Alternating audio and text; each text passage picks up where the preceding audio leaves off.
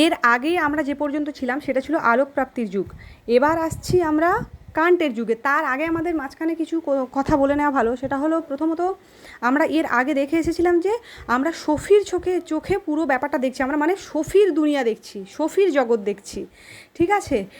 মানে শফির জগৎ বা শফির চোখে আমরা পুরো ব্যাপারটা দেখছি। কিন্তু জিনিসটা কি, জিনিসটা আমরা এর আগে দিন যেটা জানতে পারলাম যে জিনিসটা ওটা নয়। জিনিসটা হচ্ছে যে আমরা শফির চোখ দিয়ে দেখার সময় বা শফিকে দেখার সময় যে জিনিসটা দেখেছিলাম, যে কোনো রহস্যময় একজন ব্যক্তি, একজন মেজর, যিনি জাতিপুঞ্জের শান্তিরক্ষা বাহিনীর কর্মরত, তিনি হচ্ছেন তার মেয়ে হিলডাকে পাঠাচ্ছেন লেটারগুলো। তার জন্মদিন উপলক্ষে বিভিন্ন ধরনের লেটার পাঠাচ্ছিলেন তিনি, এবং আসছিল শফির কাছে।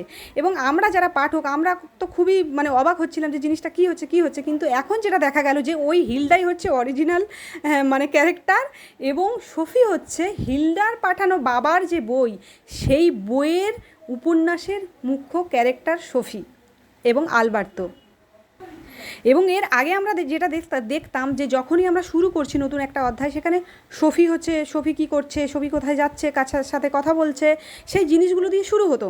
কিন্তু এখন ধীরে ধীরে কী হচ্ছে, এখন ধীরে ধীরে হচ্ছে কিন্তু আলোটা বা ফোকাসটা পড়ছে কিন্তু হিলডার দিকে, যে হিলডা পড়া শেষ করলো বা হিলডা এত পেজ পড়লো, হিলডা ভাবছে, এই যে জিনিসগুলো। এবং তারপর কিন্তু শফি আসছে, মানে শফি আর হিলডা এই জিনিসটা এবার ওলট পালট করে আসছে। এবং আমরা কি দেখছি, আমরা এখন দেখছি যে হিলডা পড়তে শুরু করেছে যে আলবার্তো শফিকে নিয়ে যাচ্ছে কান্টের দুনিয়ায়, মানে কান্টের দর্শন শুরু হচ্ছে। তারপর হিলডা যেটা পড়ছে যে আলবার্তো শফিকে নিয়ে যাচ্ছে কান্টের দুনিয়াতে। কান্ট কি বলছে, কান্টের সময় কান্ট বলছে যে অভিজ্ঞতা, মানে কান্ট যেটা করেছিলেন যে অভিজ্ঞতা এবং যুক্তির মধ্যে সেতু বন্ধন করেছিলেন। মানে কান্টের বক্তব্য হচ্ছে যে জ্ঞান, আমাদের যে জ্ঞান, সেটা আসে ইন্দ্রিয় এবং মনের যৌথ কাজের মাধ্যমে। তার মানে কি, আমাদের যে ইন্দ্রিয়গুলো আছে, যেগুলো আমরা শুনছি, দেখছি, বলছি, এগুলো এবং যেগুলো অনুভব করছি, এগুলোর সাথে আমাদের মন, এই দুটোর মানে ইন্দ্রিয় আর মনের যৌথভাবে কাজ করলে তারপর এখান থেকেই জ্ঞানটা আসছে। এরা যৌথভাবে কাজ করার পরেই জ্ঞানটা আসছে। এবং এর পরে আসে যে সময়টা, সেটাকে বলা হয় রোমান্টিসিজমের একটা সময়কাল, যেটা 1770 থেকে 1850 পর্যন্ত সময়টাকে ধরা হয়। এই রোমান্টিসিজমের সময়ের যে সমস্ত দার্শনিক ছিলেন, তাদের মধ্যে অন্যতম ছিলেন গেটে, ফ্রেডরিক শিলার, তারপরে জোসেফ সেলিং। এদের আবার কি বক্তব্য, এরা যে এর আগেই যে কান্ট বলে গেছেন, যে মানে কান্টের যে দর্শন ছিল সেটা হলো কি যুক্তিকে, মানে যুক্তির ওপর গুরুত্ব দিয়েছিলেন কান্ট। কিন্তু এরা আবার বেশি যুক্তির ওপর গুরুত্ব দিচ্ছেন না। এদের বক্তব্য কি, এরা দিচ্ছে অনুভূতি, আবেগ, কল্পনা, তারপরে প্রাকৃতিক সৌন্দর্য, এই জিনিসগুলোর ওপর বেশি গুরুত্ব দিচ্ছেন। এবং এদের সময়ে যে জিনিসটা আছে সেটা হলো ব্যক্তি স্বাতন্ত্র্যবাদ। তার মানে কি, ব্যক্তি স্বাতন্ত্র্যবাদ মানে হচ্ছে প্রত্যেকটা মানুষ তার মতো করে চিন্তা করতে পারবে, বেঁচে থাকতে পারবে, মতামত প্রকাশ করতে পারবে, এই যে জিনিসটাকে বলা হচ্ছে যে ব্যক্তি স্বাতন্ত্র্যবাদ।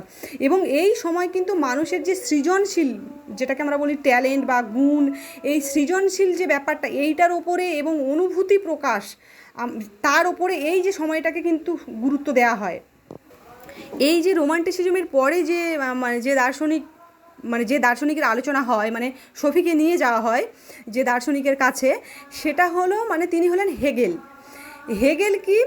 হেগেলের যে বক্তব্য, যে এই যে ইতিহাস আমরা যে প্রথম থেকে দেখেছি, প্রাচীন যুগ, তারপরে ধীরে ধীরে ধীরে ধীরে আমরা দেখেছি যে চিন্তার বিকাশ, বিবর্তনের মানে ধীরে ধীরে ধীরে ধীরে যে হলো, এখানে হেগেলের বক্তব্য হচ্ছে যে এই যে ইতিহাস আর চিন্তার যে বিকাশ, এই যে বিকাশের দ্বন্দ্বমূলক, মানে উনি বলছেন যে এই যে বিকাশটাকে উনি একটা দ্বন্দ্বমূলক প্রক্রিয়া হিসেবে দেখেছেন। উনি বলছেন যে দ্বন্দ্বের মধ্যে দিয়ে ধীরে ধীরে ধীরে ধীরে এই বিবর্তন বা এই আজকের যে সময়টা, সেখানে আমরা দাঁড়িয়ে আছি এবং ভবিষ্যতেও এটা হবে।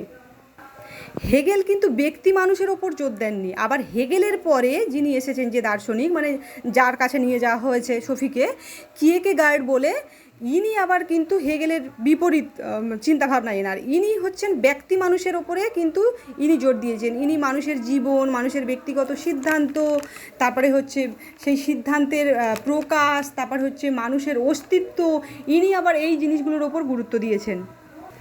তারপরে একটি গুরুত্বপূর্ণ অধ্যায়, সবগুলোই গুরুত্বপূর্ণ কিন্তু এটাও গুরুত্বপূর্ণ, সেটা হচ্ছে কার্ল মার্কসের সময়। আমরা মানে সবাই কার্ল মার্কসের নাম শুনেছি। ইনি কার্ল মার্কস সমাজ এবং অর্থনীতিকে বিশ্লেষণ করে কার্ল মার্কসের বক্তব্য যে ইতিহাসের এই যে পরিবর্তনের যে পেছনে, মানে এই যে ইতিহাসের এই যে পরিবর্তন, যেটা আমরা নিজেরাও দেখলাম সফির চোখ দিয়ে হোক আর হিলডার চোখ দিয়ে হোক, উনি বলছেন যে এর পেছনে শ্রেণী সংগ্রামের একটা বড় ভূমিকা রয়েছে। মানে বিবর্তনটা যে হয়েছে তার পেছনে শ্রেণী সংগ্রাম কিন্তু অন্যতম ভূমিকা রাখে। এখানে কিন্তু আবার একটু ভাবলেই বুঝতে পারবেন যে হেগেলের সাথে এনার মিল আছে। আবার মানে তিনি সমাজ এবং অর্থনীতিকে বিশ্লেষণ করেছেন এবং তার মনে হয়েছে যে ইতিহাসের এই যে পরিবর্তন, আমরা নিজেরাও দেখলাম যে কিভাবে ধীরে ধীরে ধীরে ধীরে ইতিহাসের যে পরিবর্তনের যে জায়গাতে আমরা দাঁড়িয়ে আছি, মানে কার্ল মার্কসের সময় পর্যন্ত। তো কার্ল মার্কস বলছেন যে এই যে পরিবর্তনটা, এটার পেছনে কিন্তু শ্রেণী সংগ্রামের একটা গুরুত্বপূর্ণ ভূমিকা রয়েছে। এই যে পরিবর্তন কিন্তু এমনি এমনি হয়নি, এর পেছনে শ্রেণী সংগ্রামের একটা বড় ভূমিকা আছে। এবং কার্ল মার্কস পুঁজিবাদী যে ব্যবস্থা, মানে পুঁজিবাদী ব্যবস্থার সমালোচনা করেছেন এবং শ্রমিকদের অধিকার এবং সমতার উপর তিনি কিন্তু গুরুত্ব দিয়েছেন। এবং শুধু তাই নয়, কার্ল মার্কসের এই যে চিন্তা এবং কার্ল মার্কসের এই চিন্তা থেকে মার্ক্সবাদ নামে যে দার্শনিক যে ধারা তৈরি হয়, সেটা নিয়েও কিন্তু এই জায়গাতে আলোচনা হয়েছে। এবং তারপরে যেটা আসে খুবই খুবই মজার যে মানে অধ্যায়টা, সেটা হলো যে ডারউইনের। এবং এটা সত্যি সত্যি এটা পড়ার পরে অন্যরকম একটা অনুভূতি হবে। আমি যাই হোক, ডারউইনের এটা আমি একটু বলি। মানে ডারউইনের বক্তব্য আর কি, যে পৃথিবীর যে এত যে জীব আছে তাদের কিন্তু তারা কিন্তু একদিনের সৃষ্টি হয়নি। বলছে যে কোটি কোটি কোটি কোটি বছর ধরে ধীরে ধীরে পরিবর্তনের মাধ্যমে জীবের ঘটেছে, এসেছে এবং তাদেরও পরিবর্তন ঘটেছে। ডারউইনের তার যে প্রকৃতির বিবর্তন তত্ত্ব, তার যে তত্ত্ব, সেই তত্ত্ব অনুযায়ী পরিবেশের সঙ্গে যারা ভালোভাবে মানিয়ে নেবে তারাই বেশি দিন টিকে থাকবে এবং তারাই বংশ বিস্তার করবে। এবং বলছে যে এই প্রক্রিয়ার মাধ্যমেই কিন্তু নতুন নতুন প্রজাতির সৃষ্টি হবে। এবং তার যে বিখ্যাত বই on the origin of species, সেটা এবং ডারউইনের তত্ত্ব অনেক বিস্তারিতভাবে এখানে আলোচনা করা হয়েছে। এবং যেটা না বললেই নয় একদম, যে এই যে ডারউইনের যে অধ্যায়টা, এই অধ্যায়টা পড়ার পরে যারা হোমোস্যাপিয়েন্স, যে স্যাপিয়েন্স নামে যে বিখ্যাত যে বইটি আছে, তার কথা অবশ্যই মনে পড়বে। তার কারণ ডারউইনের এই যে অধ্যায়টা, এটা পড়ে যতটা ভালো লাগে, যতটা মজা পাওয়া যায়, সোজা কথা, সেই মজাটা কিন্তু পুরো ওই যে স্যাপিয়েন্স যে বইটা, ওইটা পুরো প্রত্যেকটা অধ্যায় এরকম পড়লে কিন্তু অতটাই আমাদের ভালো লাগে।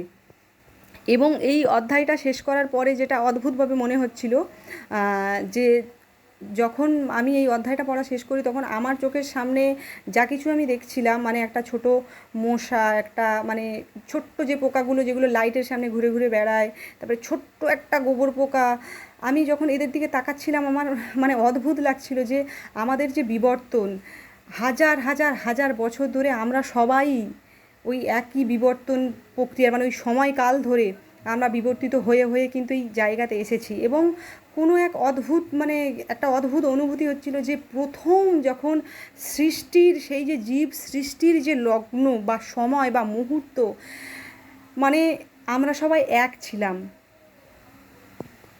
আজ এই পর্যন্ত।